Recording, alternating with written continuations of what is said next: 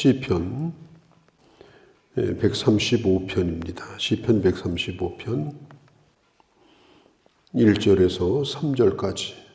시편 135편은 할렐루야로 시작해가지고 우리 끝에 보면은 할렐루야로 마무리를 짓고 있습니다. 할렐루야, 여호와의 이름을 찬송하라. 여호와의 종들아 찬송하라.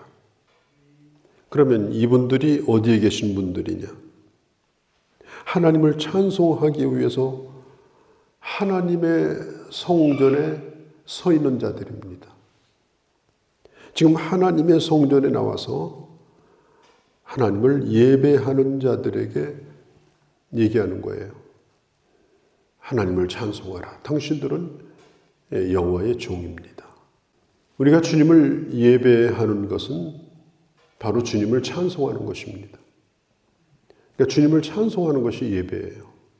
왜냐하면 예배 속에 하나님께 영광을 돌리는 것도 들어있고 또 하나님의 사역, 예수 그리스도의 구속의 사역에 대한 고백도 들어있고 또 내가 이렇게 살겠다라고 하는 결단도 들어있고 또 마지막 하나님 앞에 영광을 돌리는 찬양도 들어있고 그래서 찬양 자체 안에 모든 예배적 요소가 다 들어있습니다. 그래서 찬송만 불러도 예배가 되는 거예요. 찬송만 불러도. 오늘 본문도 하나님의 전에 지금 서 있는 자들아 하나님을 찬송하라. 그분을 찬송하라. 하나님의 이름이 얼마나 아름다우냐. 3절에 하나님의 이름이 얼마나 아름다우냐. 하나님이 하신 그 일이 얼마나 선하냐. 그리고 그 다음 절에 보면은 하나님의 택하심을 보라. 하나님의 택하심. 하나님이 우리를 택하셔서 하나님의 소유로 삼으신 것이 얼마나 감사하냐. 이사야서 43장 21절에 보면 하나님이 우리를 창조하신 목적이 바로 하나님을 찬송하게 하기 위해서다. 이렇게 말하고 있죠. 그러니까 우리가 존재하는 이유가 뭐냐? 바로 하나님을 찬송하기 위해서입니다. 에베소서 1장 3절에 보면 찬송하리로다. 사도 바울은 에베소서 1장과 2장에서 뭘 얘기하는가 하면 삼위일체 하나님의 구원의 은혜, 하나님의 예정하심, 예수 그리스도의 구속의 사역, 그리고 성령의 인치심에 대하여 지금 입을 열려고 글을 쓰려고 바울이 펜을 들었어요. 그런데 바울은 에베소 성도들을 향한 문안 인사를 드린 다음에 첫 번째 하는 얘기가 뭐냐면 찬송하라는 겁니다. 일단 찬송하고 시작하자 그런 뜻이에요. 우리도 마찬가지입니다. 우리가 뭘 하든지 어떤 상황이 있든지 항상 우리의 입술에서는 먼저 찬송부터 시작해요. 찬송하면 모든 안개가 더 걷힙니다. 그런데 불평부터 시작하고 이런저런 염려, 근심으로 시작하면 안개가 안 걷혀요. 그냥 눌려버려요. 눌려. 이제 찬송하면은 모든 것이 다 사라져요. 내 안에 하나님의 임재하심을 경험할 수가 있습니다. 그래서 바울도 에베소서 1장 3절에 찬송하라. 먼저 찬송하고 얘기를 하자. 이렇게 말하고 있습니다. 무엇보다도 오늘 시편 135편 초반에 보면 하나님의 택하심. 하나님이 나를 택하셨다. 하나님이 나를 택하셨다. 그 다음에 5절 이후에 보면 하나님의 위대하심. 하나님이 얼마나 뛰어나냐. 5절 시작에 보면 나는 알고 있다.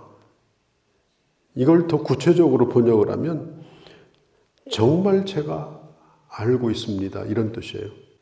그냥 머리로 아는 것이 아니라 내 아는 것이 내 아는 것이 모든 걸 통해서 지금 느끼고 있습니다. 실감나게 아는 거예요. 실감나게.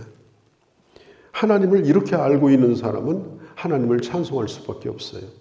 로마서 11장에 보면 11장 이제 마지막에 제일 끝에 보면 뭐라고 얘기를 하는가 하면 하나님의 깊도다. 하나님의 지혜와 지식에 부요하며 그의 판단은 측량하지 못할 것이다.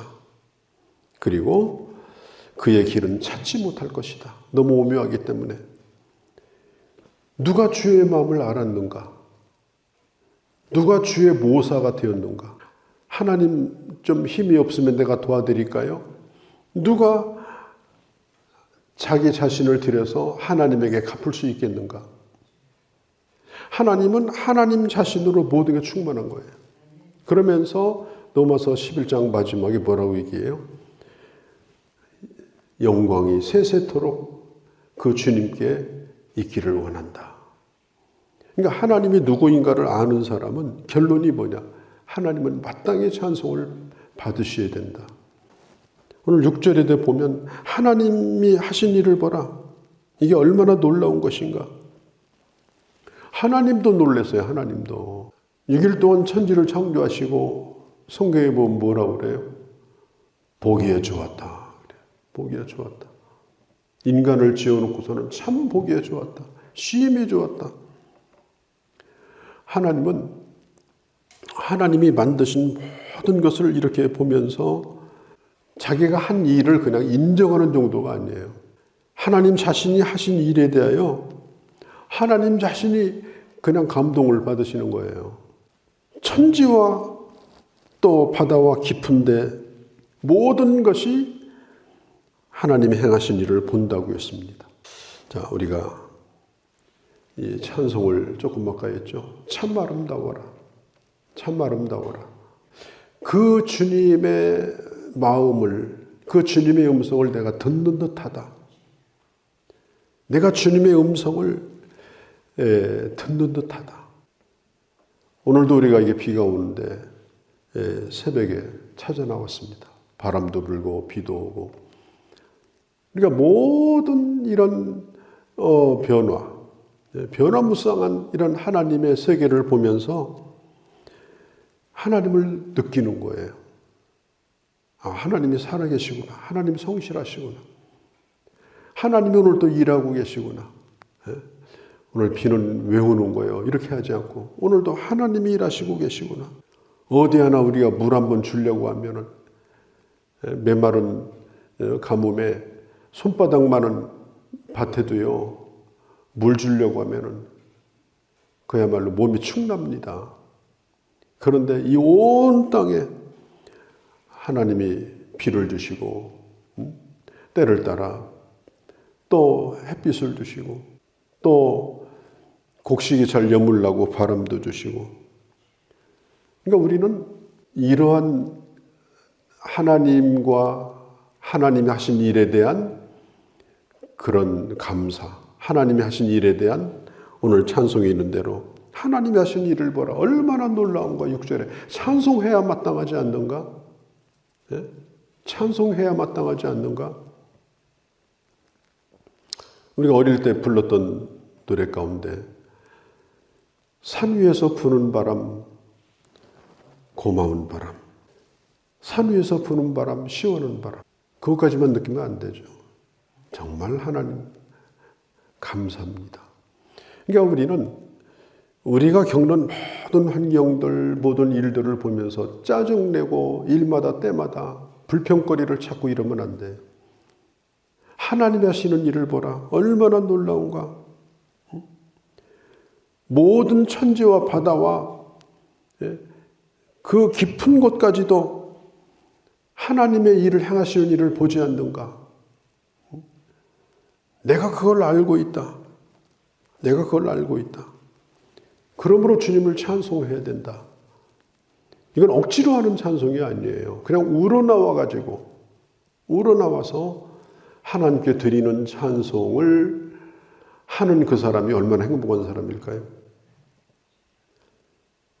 얼마나 그 사람 볼 때 하나님이 기뻐하실까요? 성령 충만이라고 하는 건 바로 그런 거예요. 그 다음에 8절에 보면 8절, 9절, 10절 애굽에서 이스라엘 백성들을 이제 구원하신 것부터 12절까지 가나안 땅을 기업으로 주신 것까지 하나님을 찬송하고 있죠. 애굽에서 장자를 치시고 모든 짐승에 이르기까지 하나님이 치실 때에 하나님께서 징조와 기사를 보여줄 때 그 백성들을 보호해 주셨어요. 고센 땅에 있는 하나님의 백성들을 보호해 주셨어요. 그리고 10절에 보면은 여호와께서 많은 나라를 치시고 강한 왕들을 얼마나 가나안 땅에 7 족속들이 살고 있었습니다. 가나안 땅에 들어가기 전에도 바산 왕, 또 이 시온 왕 이런 사람들 아주 강력한 왕인데 하나님께서 그들을 물리쳐 주시고 그 다음에 12절에 그 땅을 기업으로 주셨습니다.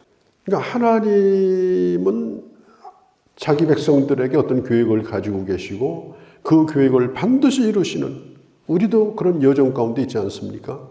우리가 구원받아서 하나님의 나라에 가기 전까지 지금 그런 여정 가운데 있는데 바로 그 하나님을 신뢰하며 주님을 찬송하자. 주님을 찬송하자. 나를 구원을 하시고 구원을 완성하시는 하나님, 기업을 주시는 하나님을 찬송하자. 그리고 14절 이후서부터 보면 그러니까 11절에서 14절까지는 찬송을 받으시기에 합당하신 분이 하나님이시다. 이제 그걸 말씀하고 있고요. 그리고 14절 이후부터는 그럼 우상은 뭐냐? 우상. 이제 그걸 말하고 있습니다. 예루살렘에 있는 예루살렘 성전이 크기가요. 다 합쳐가지고 30m밖에 안 돼요. 아주 작은 건물이에요. 예루살렘 성전이. 아주 작은 건물에 불과합니다. 그러면 그때 당시에 이방 우상의 신전은 어떻습니까? 몇백 미터예요. 몇백 미터. 그리고 어마어마한 기둥들, 어마어마한 돌들, 어마어마한 시설들, 그냥 보기만 해도 눌릴 정도로 우상의 제단은 컸습니다. 이스라엘 백성들이 가나안 땅에 들어가서 눈으로 본 것이 그런 거예요. 하나님은 눈에 보이지 않는데 우상의 신전은 그렇게 대단해요. 위압감을 느낄 정도로. 그리고 가는 곳곳마다 눈에 보여. 가는 곳곳마다. 그러니까 우리 주님께서 얘기하는 거예요. 우상이 뭐냐? 지금 너희가 보고 있는 그 우상이 뭐냐? 그것에 홀리지 말라. 그게 뭔지를 알고 그걸 쳐다보라. 뭔지를 알고 그걸 바라보라. 특별히 우상은 만들어진 것이다 하는 거예요. 만들어진. 하나님은 어떤 분이냐? 스스로 계신 분이에요. 누가 만든 분이 아니에요. 모세에게 주님이 말씀했어요. 하나님은 스스로 계시다. 절대로 누구의 손을 닿아서 존재하신 분이 아니에요. 어떤 것도 존재하기 전에 먼저 존재하셨고 하나님은 누가 만드신 것이 아니라 본래부터 그냥 계셨어요. 본래부터.